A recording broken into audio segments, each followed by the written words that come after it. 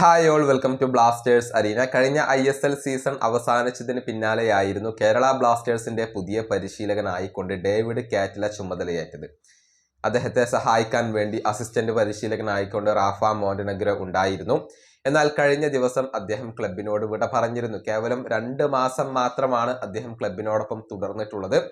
തുടർന്ന് ക്ലബ്ബ് വിടുകയാണ് എന്നുള്ള കാര്യം റാഫ മോണ്ടനഗ്രോ തന്നെ ഒഫീഷ്യലായിക്കൊണ്ട് അറിയിച്ചിരുന്നു.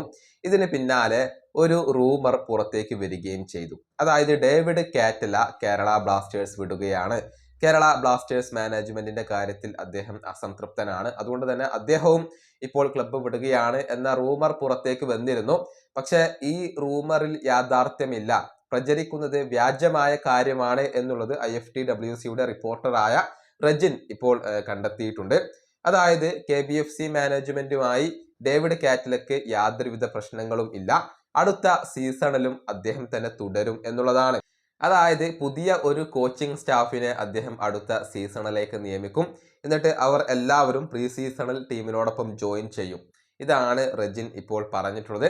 അടുത്ത സീസണിലും കേരള ബ്ലാസ്റ്റേഴ്സിനെ പരിശീലിപ്പിക്കാൻ ഡേവിഡ് കാറ്റില ഉണ്ടാകും എന്ന കാര്യത്തിൽ സംശയങ്ങൾ ഒന്നുമില്ല. മാത്രമല്ല പുതിയ കോച്ചിങ് സ്റ്റാഫുകളായിരിക്കും അദ്ദേഹത്തിന് കീഴിൽ ഉണ്ടാവുക.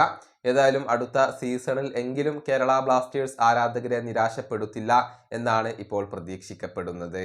ഈ വീഡിയോ അവസാനിപ്പിക്കുന്നു. അടുത്ത വീണ്ടും കാണാം.